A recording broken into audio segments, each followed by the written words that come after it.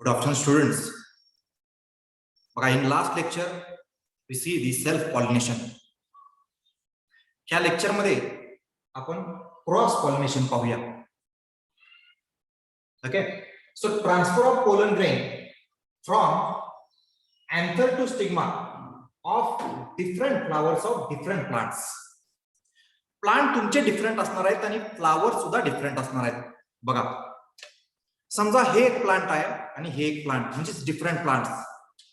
See this one different plants आणि different प्लांटचे different flowers. म्हणजे इथं ह्या प्लांटला एक फ्लावर असणार आहे आणि ह्या फ्लावरला एक ह्या प्लांटला एक फ्लावर असणार आहे. ह्या डिफरंट फ्लावर्स मध्ये आणि डिफरंट प्लांट मध्ये जे पॉलिनेशन होणार आहे त्यालाच काय म्हणणार आहे? Cross pollination.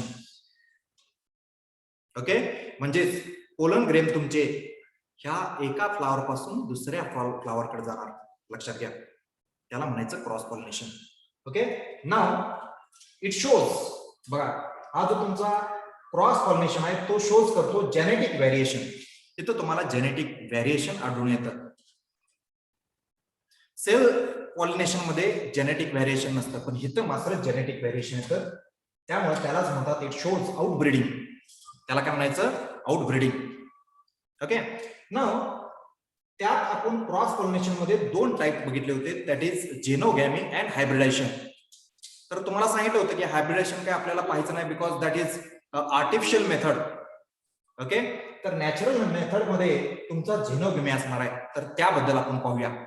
Okay, so what is mean by जेनोगॅमी?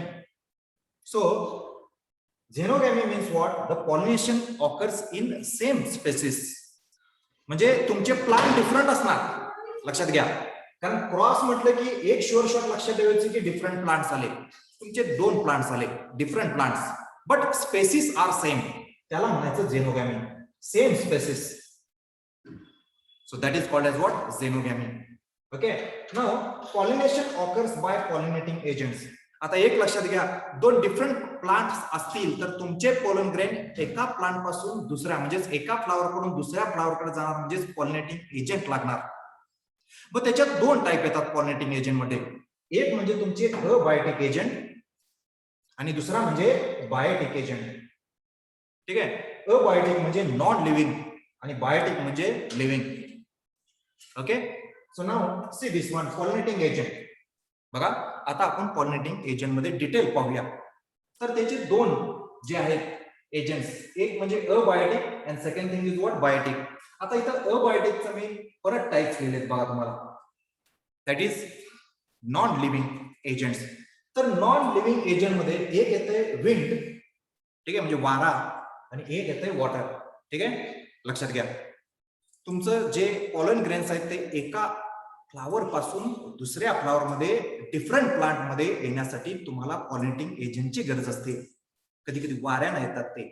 ठीक आहे, वाऱ्यानं काय होतात, ह्या फ्लावर मधले जे पोलन ग्रेन्स आहेत ते दुसऱ्या प्लांटच्या फ्लावर मध्ये येतात, म्हणजे स्टिग्मा कडे येतात. लक्षात घ्या, and that is nothing but what? due to or with the help of wind or water सुद्धा.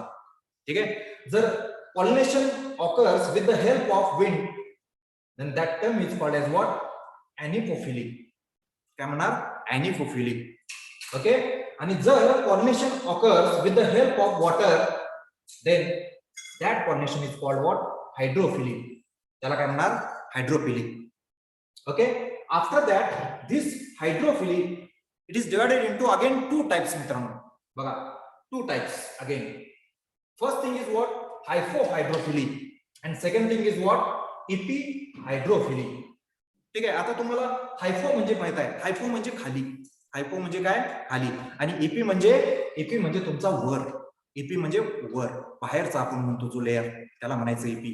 म्हणजेच हायपोहायड्रोफिलिक म्हणजेच बिलो दी वॉटर सरफेस. हायपो म्हणजे खाली, म्हणजे वॉटरच्या खाली. हायड्रो म्हणजे वॉटर. मित्रांनो, हायड्रो म्हणजे काय? वॉटर. तर वॉटरच्या खाली जर पॉलिनेशन होत असेल, बिलो दी वॉटर सरफेस जर पॉलिनेशन होत असेल, तर त्याला म्हणायचं हायपोहायड्रोफिलिक. ओके, अँड एपिहायड्रोफिलिक म्हणजे वॉटरच्या सरफेसला, सरफेसच्या वर. ठीक आहे, ऑन वॉटर सरफेस. वॉटर सरफेसला जर तुमचं पॉलिनेशन होत असेल, म्हणजेच पोलन ग्रेन तुमचे अँथर कडून स्टिग्मा कडे जर ट्रान्सफर होत असतील, तर त्याला म्हणायचं एपिहायड्रोफिली म्हणायचं. Okay, so this is about the biotic agents.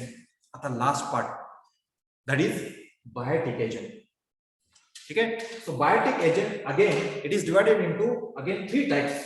बघा, first, second and third. The first type is what? Entomophily. ठीक आहे, entomophily. एंटो पहिले मेन लक्षात ठेवा. एंटो मीन्स इन्सेक्ट म्हणायचं. फिक्स म्हणजे fix. Ento means what? Insects. ठीक आहे, बघा तुमचं पॉलिनेशन जे ऑकर होतं ते अबायोटिक एजंट म्हणजे वारं आलं की फुलं असं इकडे तिकडे होणार, मग ते पॉलिनेशन होणार, म्हणजे पोलन ग्रेन तुमचे एका फ्लॉवर कडून दुसऱ्या फ्लॉवर कडे जाणार.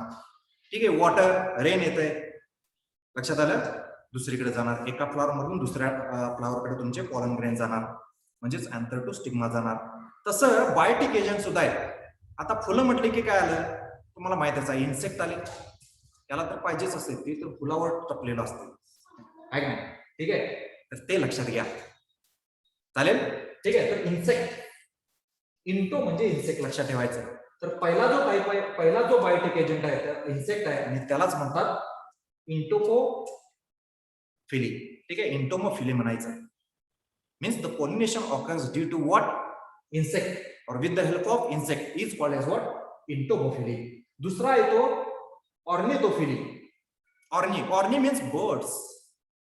birds येतात बघा, लक्षात आलं.